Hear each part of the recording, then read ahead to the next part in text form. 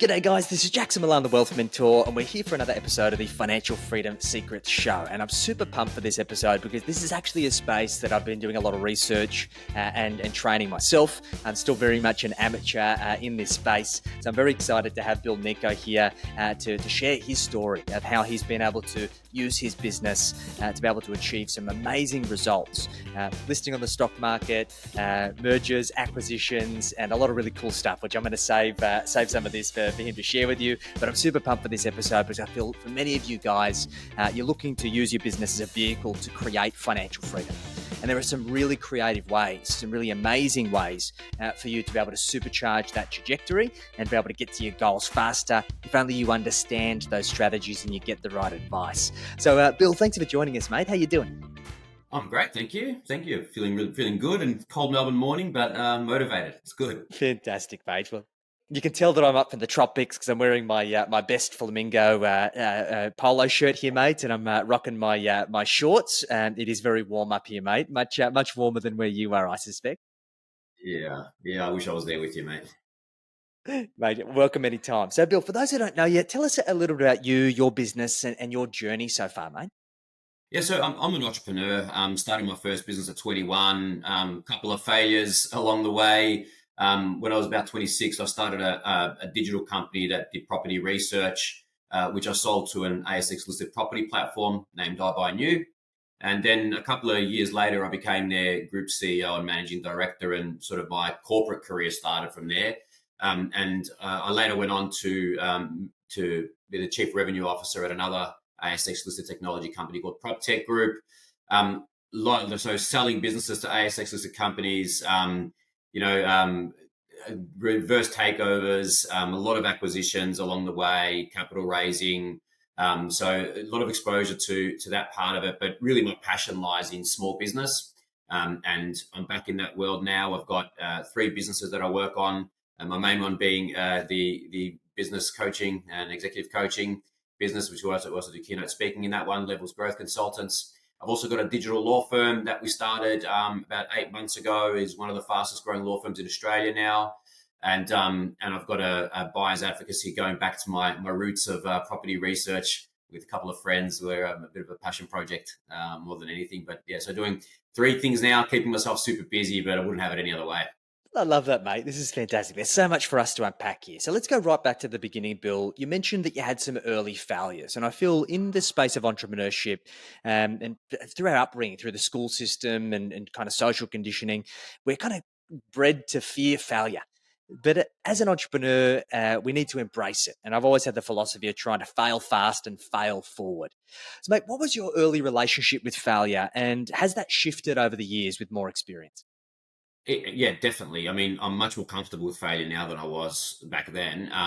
When I first started a business, I didn't come from a family that had sort of businesses or anything like that. Dad was a cabbie, drove my uncle's cabs. Mum was a seamstress and a kitchen hand.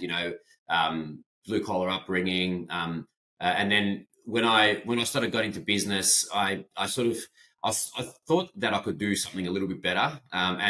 And I wanted to try. So I started a marketing company. And actually, the funny thing was early on in my career, when I think back at those businesses, the actual service delivery and the product was actually pretty good. Just no idea about how to run a business, like zero knowledge about financials, about cash flow, about all those really important things that are just not the technical part of what you're delivering. Both of those businesses, when I say failed, it was like bankruptcy or anything, but we lost a bit of cash along the way and closed the businesses down. But yeah, some hard lessons learnt there. And I think to sort of encompass those into one little thing, it's really just that being really good at your craft, so marketing or whatever, which is what I was doing back then, isn't enough. You have to also have a really deep understanding of business and how businesses work and how businesses succeed. And you can outsource the technical bits of that to accountants and the like, but you have to invest in yourself to have an understanding of how that stuff works. Otherwise, it's not gonna be successful. Ah, mate, you're speaking my language. We talk to business owners all day about this, where they've been abdicating responsibility because they're like, I'm not a finance person. Like, there's no such thing as a finance person. Like, you owe it to yourself to understand these fundamental principles so you can actually get value from your advisors, your accountants, and so on and so forth. So that's sage advice, mate. So then we move forwards into your first prop tech business. Now, when you started that business, did you start with the intention of exiting that business, of selling to a publicly listed company, or did that just come up along the way? I know people that start businesses to sell them, and I think it's completely fine to do that. It's a good strategy if it's the right one and for you. But I've never done that. I've always started businesses and run them forever, like I like as if I'm going to have it forever. But always being open, always open to conversations. I've never been super emotionally connected to a business. I've got to say, I'm not someone that falls in love with what we're doing. I mean, it's really, I fall in love with the team and the people, and I want to see everyone succeed. But the business itself, my dream wasn't to be a tech guy, to be a property guy. Although I love all those things, my passion was to build something really cool, really great. Something different, and no matter what that is. So I don't get too emotionally invested in the thing. I get invested in the process and the people. And yeah, I mean that's that business that I started in Micro Property. It was started as a research company, and we're selling research reports to developers, property developers, and agents. And we're making $5,000. They were making $30,000, and we thought, shit, maybe it's a good idea to look at taking that next step. And then we basically became a middleman between the developer and the real estate agent. And we were licensed like real estate agents, but we didn't sell property per se. We did all the research, put it all together, and then found the right groups around Australia to help sell those projects. And after a couple of iterations, that moved to a business that dealt with financial advice businesses and mortgage broking businesses, and doing research for them, and then offering properties to their clients. And it just sort of rolled after a few model pivots, very deliberate model pivots, into a business that was, I guess, very sought after by this really just one company that really needed exactly what we were doing. They had a great platform for B2C, but our B2B2C platform was something they were missing, and it just so happened that it was the perfect fit. Amazing, great, fantastic. And look, hopefully you don't mind me asking this, mate. There's multiple ways to structure those kinds of deals and those kinds of exits. Some people take all cash, some people take all equity, some do a little bit of a split. Would you be happy sharing what the kind of rough Yeah. breakdown of that deal was? Yeah, that's all public information. You can Google it. It's a listed company. So we sold out for 875,000. I sold out for 875. Plus they took on some debt. So it ended up being sort of 7-figure type deal. And that was structured 50% cash, 50% equity. And this is I've got, I might make a lot of mistakes, and I learn the hard way probably too often. The one of the mistakes that I made was I did do due diligence on that company, but my naive 27-year-old mind was, well, by then it was about 30, probably, it was 31, 32. My mind by then was, this is a public listed company. It's secure. It's strong. I did the due diligence. My accountant helped, but it was kind of just tick boxes type thing. I was just excited, to sell the business for more money than I ever thought I'd get for that company. It was, I didn't do enough due diligence. And within a very short time, maybe a year, I realized that company did extremely well. So they're making, I think, $1 million profit for a 5 million revenue. Great business when I actually sold into them. But that core business went backwards real quickly and was burning cash very, very fast. It was a good market business. When the market was good, they were doing great. As soon as the market turned, very high expenses, the typical story. And they got rid of the CEO, who was someone that I really respected. And I was okay. I understand how business works, and I wasn't too upset. I was upset about it, but I wasn't, I kept moving on. And then the new CEO, nothing against him personally, just me and him just didn't gel. About 6 months into his tenure, I went to resign. The business was going one way, and that was downhill. I resigned to the fact that I lost $500,000 effectively, or 475,000, whatever it was. because that business I was in my mind was going to go broke. When I resigned to two board members that bought my business, I thought I'd call them and resign to them. And they asked me to stay and try and save it. And that's how I got the CEO role and the managing director role. Wow, So, exiting a business, doing those deals, sorry, long way to answer this question, mate, but that's great. doing those deals, that's probably a cautionary tale to say, do your DD. Not only them on you when you're selling. You need to do your DD with them. If it's an all cash deal, okay, fine. But typically it's not. Even if it is an all cash deal, like one thing I didn't do enough DD on was, I'm taking my team with me. Who are the people that are going to be now dictating how we work? And, and it ended up being a pretty bad experience for a lot of my team members as well. And I regret that. So you need to do your DD as well as theirs. Get excited about the deal. You're going to make some money, all that kind of thing. But it's you got to do your DD the other way as well. This is great advice, mate. And look, I think you trying to put myself in your shoes. You can get caught up in the bright lights of it's a publicly listed company, how exciting, cash, and you can look through it with rose tinted glasses. And with the benefit of hindsight, we learn.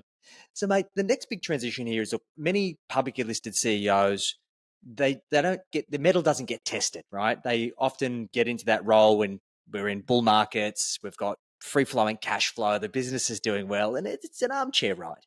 But your story, it Yeah. seems, was very different. You were basically thrown into the deep end to try and save a business that was potentially on risk of delisting and going insolvent.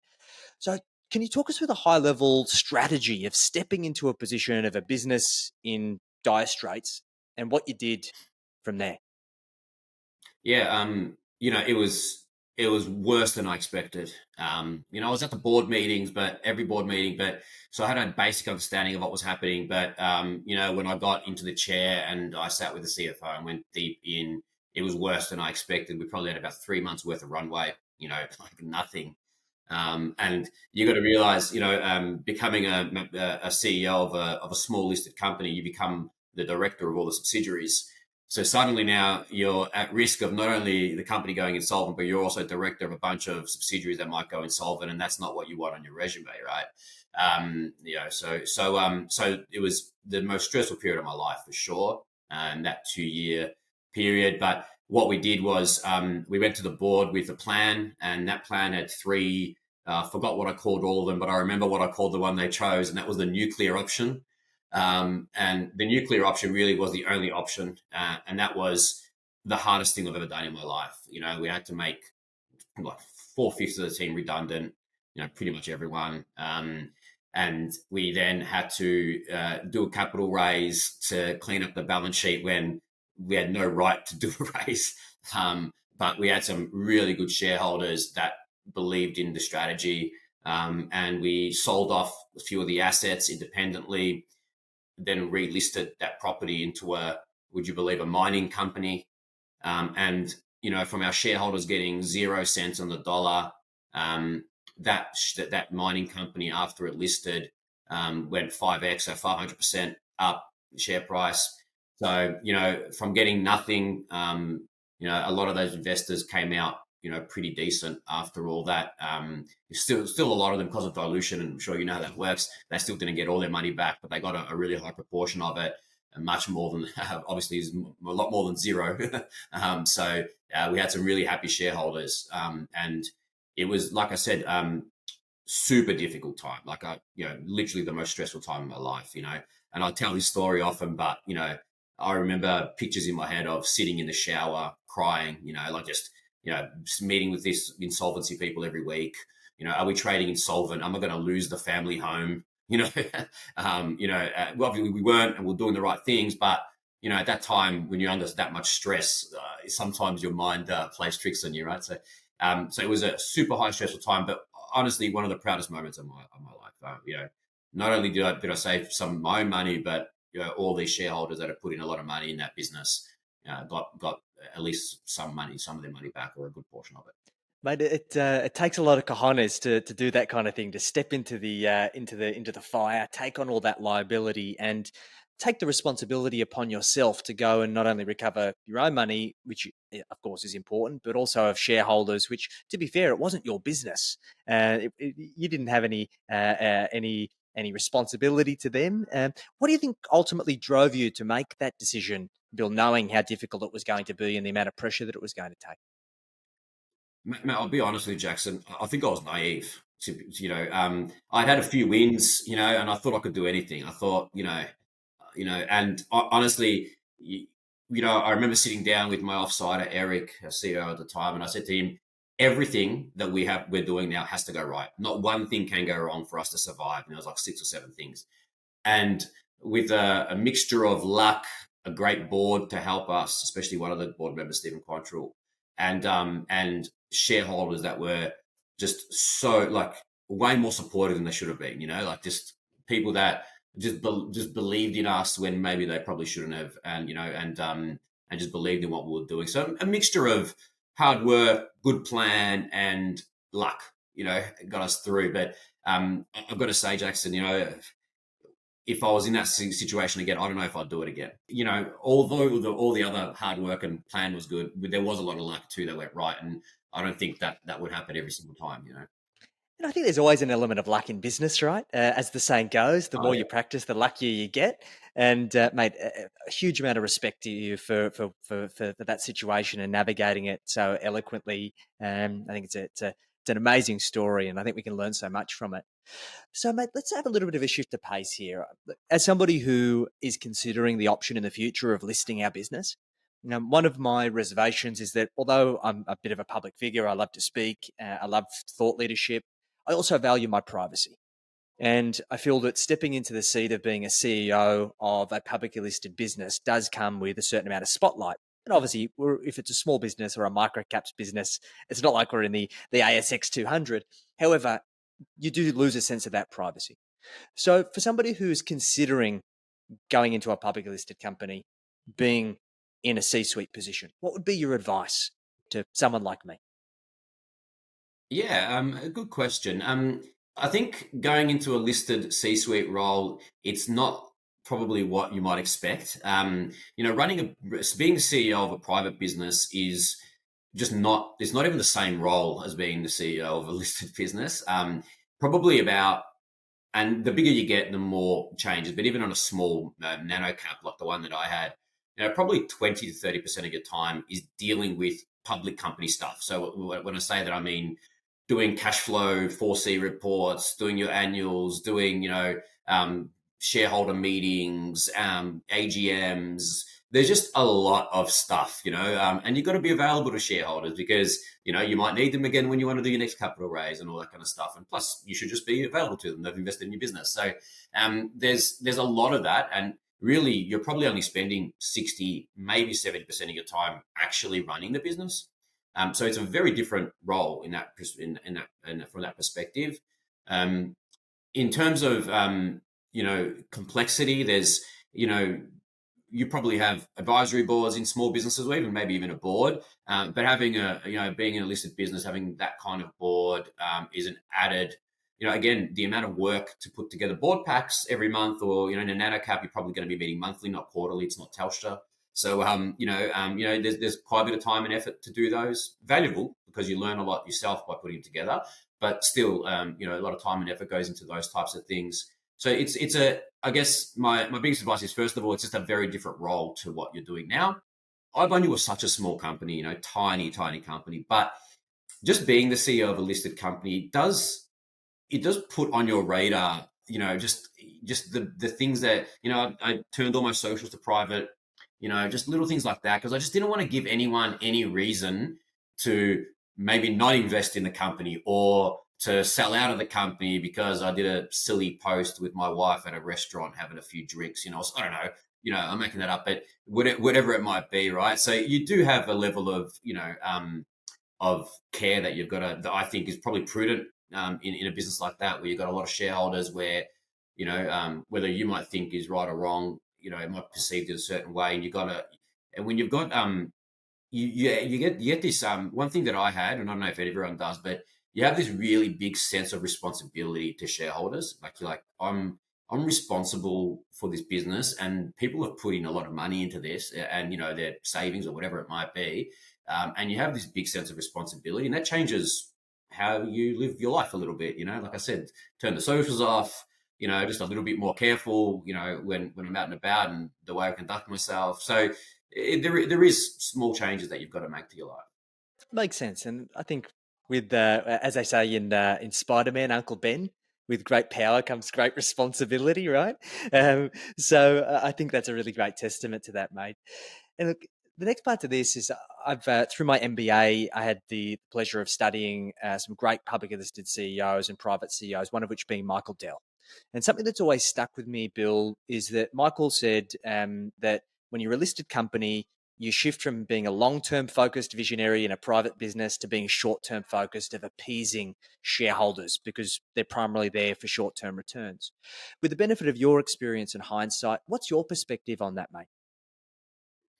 One of the things I hate the most about listed life versus private business is that it's a quarterly scorecard. It's you do have a long term view, but the short term is more important than the long term. There's no doubt about it. And the best CEOs can swap that and have enough gravitas with their shareholders to say, no, actually, this is the long term plan is more important. And that, you look at the Amazons of the world, who lost money hand over foot. Everyone said it was a crap business for years until it became what it is. But he had the the cojones to push that through when probably many people wouldn't have.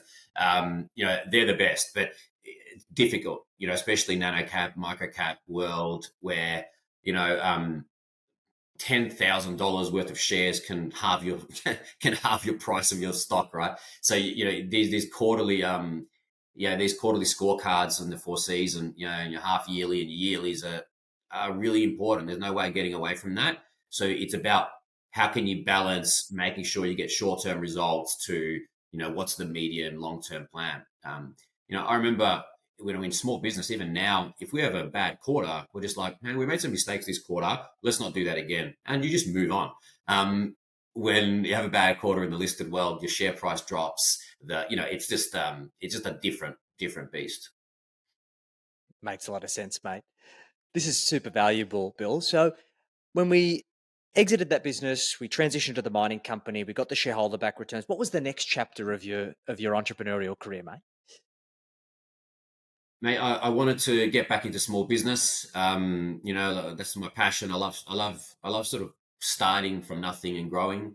And then I got a phone call from Joe Hanna, and he sold me a beautiful dream of this awesome project. And man, I'm a sucker. I'm a sucker for cool projects and doing, like I said to you, building something really cool. There's some really great people behind that business, people that I've always looked up to, Simon Baker of REalestate.com fame.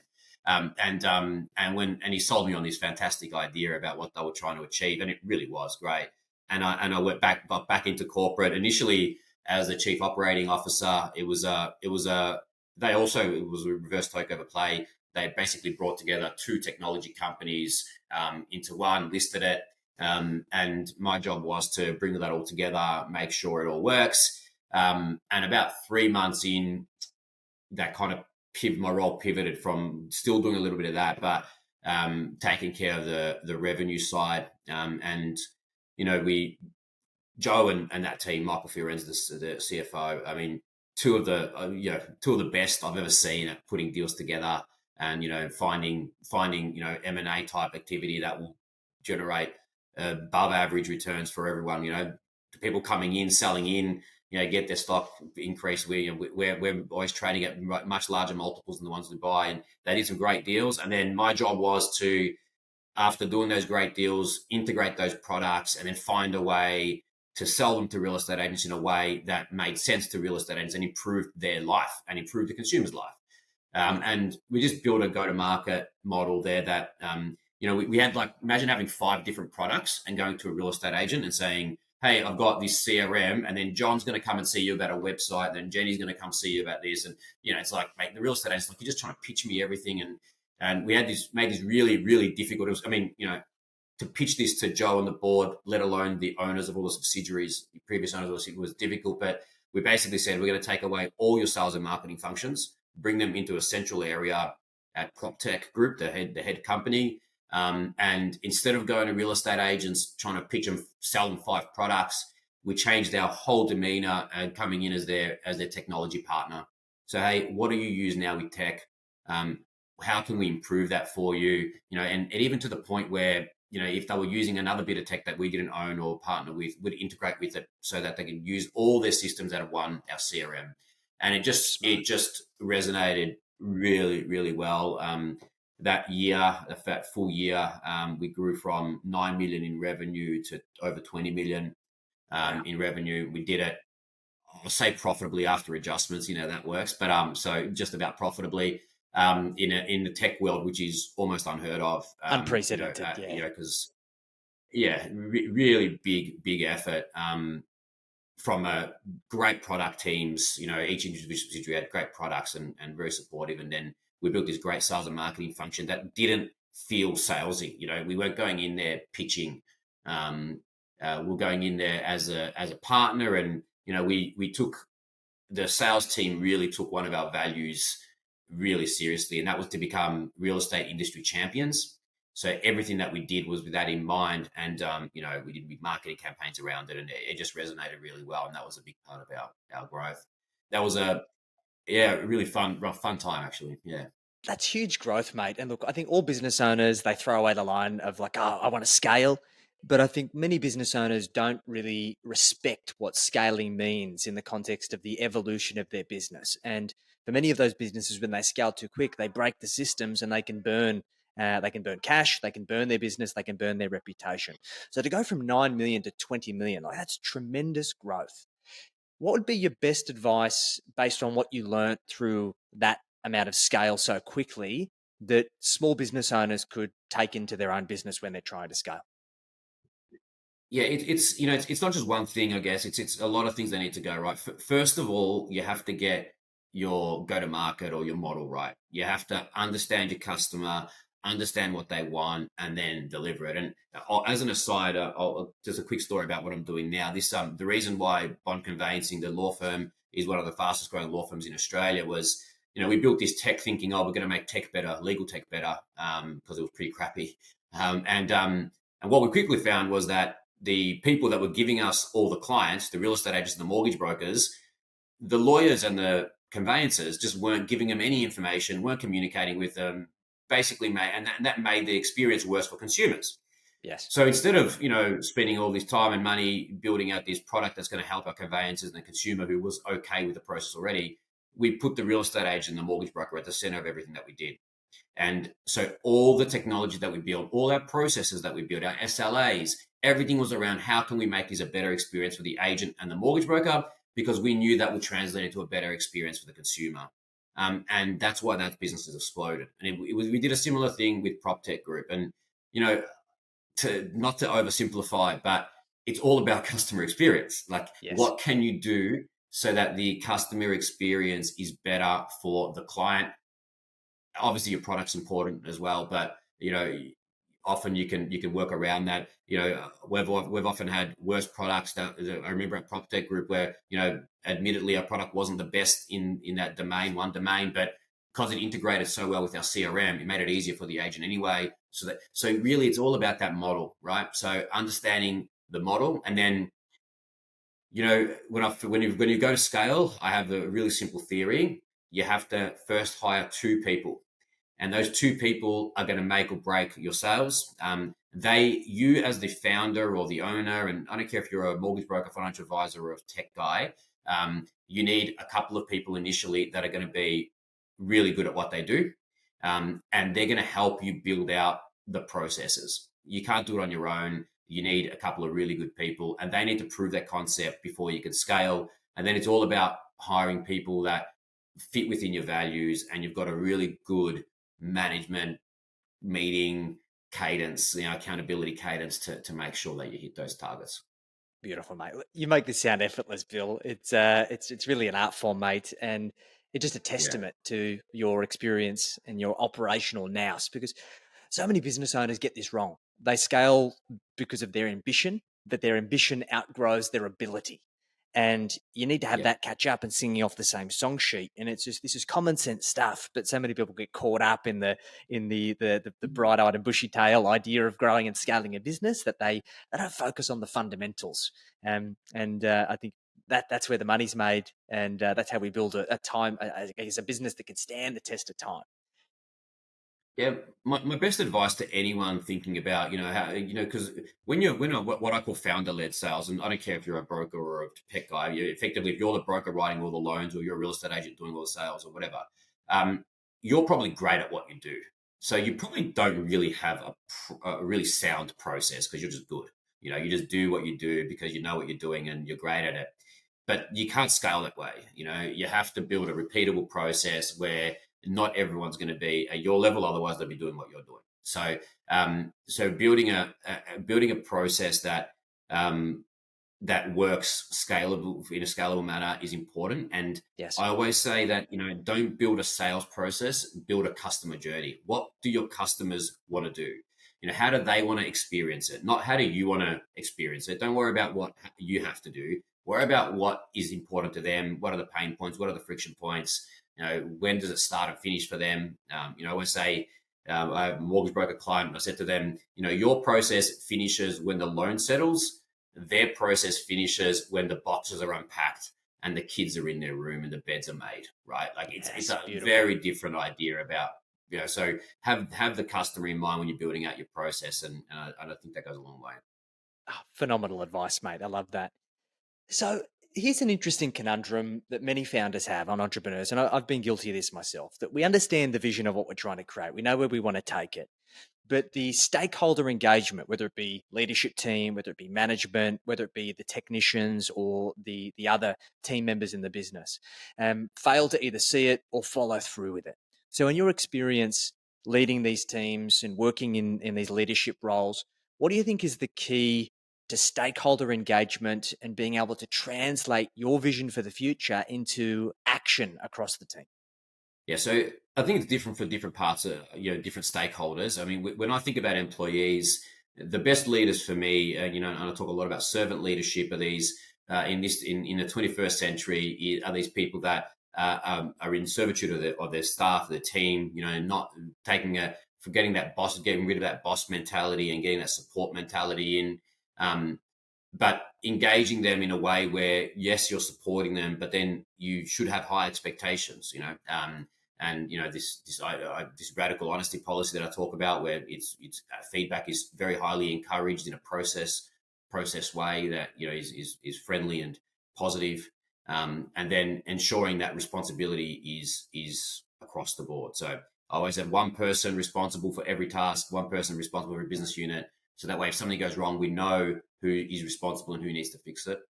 So, employees just having a sound strategy about how to engage them, and you have to have a strong purpose. They have to believe in something, and then, I guess the other stakeholders, you just need to understand who are the important people in your business. You always say, who are your clients? People say to me, oh, it's this person, the consumer.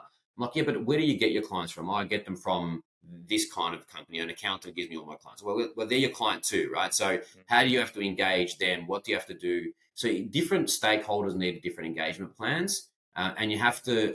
I think the first step is to understand who are the important people in your business. What industries, what do they do, and then putting a plan in place for all of them. And I've been guilty of, in my life, coming from small business where you don't have to manage up. So stakeholders are typically partners, suppliers, staff, but there's no one really above you. But in a listed world, you've got shareholders and you've got a board, and the shareholders I've always been good at. I haven't been the best at at the board piece in the past, and I'm just still learning and trying to get better at it, right? Because they're really important. They've got a job to do too. But yeah, so just understanding who the most important people are in the process, and what you need to do to get the best outcomes from them. Fantastic, mate. Yeah, I can attest. That corporate governance of trying to manage that bureaucracy. I call a spade a spade. I don't pull any punches, and I can be received as maybe Yeah. a little bit harsh. Um, And I think maybe you've got to be a little bit more eloquent and bureaucratic in those environments. Would you say that's a pretty safe assumption when dealing with a board? Um, Mate, I'm exactly like you, and yeah, I didn't. I wasn't bureaucratic. And I think as long as you do it in a respectful way, I think it's okay. Yes, I dare say the best corporate leaders are bureaucratic, and they probably can do that. But I'm never going to be that person. That's why I'll never be the CEO of Telstra or whatever, right? Like I'm just not that person. It's not my personality. And I think you just got to understand. You just got to be also. Yeah, this sounds a bit wanky, but you got to be true to who you are, right? Like what's yes. got you to where you've gotten, and you can't change your personality, right? Like I mean, I'm 42 years old. I always try and improve and become better as a person, but I'm not gonna completely change the way I think or the way I talk. It's just Exactly right. Yeah, I think it's exhausting when you try and be somebody that you're not, right? And I think even yeah, particularly if you are in the spotlight as a publicly listed CEO, I think shareholders and stakeholders will respect you more for being who you are, as long as you're not a complete lunatic, right? As yeah, opposed yeah. to having this facade where you might have your guard down one day and you appear as somebody that you're really not. I'd probably say, and I can't say from experience, but it would be my observation that that would be received a whole lot worse than being someone who's congruent to their character. I think so. And if you're people appreciate honesty, right? And if you're Yes, if you're yourself, then what's that saying? Better the devil you know. Like they're that's like, it, well, mate. at least he's being honest with us. At least we know what we're going to get. Bill's going to be Bill. I'm not going to surprise people too much. Yeah. Beautiful, mate. This has been an absolute masterclass. Honestly, we should have charged folks to listen to this, Bill, but the community is getting this for free. I know I've got a ton of value selfishly from this, so I appreciate you being so open with all of your IP and your experience. So, Bill, who's an ideal client for you? Because obviously you've got a breadth of experience from bootstrapping startup all the way through to publicly listed CEO, and all of the things in between. So, what does an ideal client look like for you, mate? Yeah, so when I started at Levels, the growth consultancy and executive coaching business, we said we want to make enterprise level executive strategy and advice available to small businesses. So when we said that, we said, okay, there's probably three types of small businesses. There's your small to medium sized businesses, which are a little bit bigger, and for them we do a growth consultancy. So we go into businesses that are looking to scale, and we'll look at their go to market plan, look at their model, look at their pricing structure, the whole bit, and the team members and all that kind of thing, and put together a plan. We spend 30 odd hours a month with those companies, and really get deep in the weeds in helping them grow their businesses. And then the sort of level down from that, which is your small businesses, which might have 5, 10 employees, 20, whatever it might be. We do executive coaching, so we deal with the owners or the managers, and we work with them on a regular basis. We do weekly check-ins and monthly sessions and a quarterly business review as well. That's sort of our executive coaching. And then for the smaller businesses who probably don't have the cash flow to do any of those things and probably don't even need it, we do these mastermind groups where we get together 6 to 10 like-minded business owners. They meet monthly for 3 hours. Plus, we do a lot of training around that. Other times where they all can get together, and we work together as a group to solve problems that are common in those businesses. And I attend those meetings along with the 6 to 10 business owners. So yeah, so any type of small business owner or manager is our ideal client, because that's kind of our whole philosophy is to help small business. So we wanted to help the whole range of them. I love it, mate. That's fantastic. I think it's a great value proposition, super valuable. So, if anybody's listened or watched this, Bill, and they're interested in getting in touch and finding out more about those various offerings, what's the best way for them to reach you?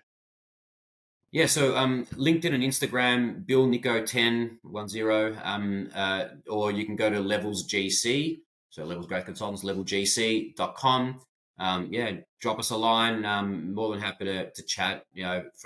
We do the other part we do is we do a lot of keynote speaking on various leadership, growth, and resilience topics. So happy to chat to those. I always say, Jackson, if somebody could pay me enough, I'd love to do keynotes all day long. Like I just love that experience of researching them, putting them together, the feeling you get, the feedback from a live audience. It's it brings out the entertainer in me, mate, and I love it. But I think we're a You and I have a small lot of country, common in that unfortunately. So, respect, mate. Yeah, I wish there was more opportunity to get up on my yeah. soapbox and do the same. But but I definitely There's agree going with to you, be mate. enough people that want to listen to us, mate. Exactly right. Exactly right. Well, Bill, this has been fantastic, mate. If you had to summarize your last golden nugget for the listeners and watchers for them to take away and implement, what would be that last piece of advice, mate? Yeah. Okay. So if you're a small business owner and you're growing your business, have a really good understanding of to what end. If you're growing a business that you want to have forever and you want to install a manager, then there's a CEO of Agents Agency, a real estate franchise group, that I always steal this saying from him. But he says, "Growth is vanity, profit is sanity." So don't just go for growth. Think about your profit margins. If you're looking to build a business to sell it, and I take this nugget from my brother who sold two software businesses to global, Nasdaq listed software companies. He builds a profile of the company he thinks will buy his company. So he'll literally pick a company to say they're the ones that are most likely to buy my company, and he will build the company as they would want to buy it. So he'll say to them, what would they want? Every decision you make, what would they do here? What would they want us to do here? And he builds companies that way, and he's been very successful in doing it that way twice now. So, yeah, they're the things that I'd say the most. I have a really deep understanding, and maybe you'll build a business for profit, and somebody will buy it, like that's happened to me. But I think having that in mind, the end in mind, is probably important. Yeah. Amazing, mate. This has been phenomenal, Bill. We'll include all the links in the show notes so people can get access to it. And guys, if you've enjoyed this episode, just remember a good idea in theory remains exactly that, just a good idea until you put it into practice. So make sure that you implement what you've learnt. Otherwise, it's going to be of no value to you. So, Bill, I appreciate you making the time, mate. I'm looking forward to catching up again soon. And we'll catch you then. Thanks very much. Cheers, Jackson. Thanks, mate.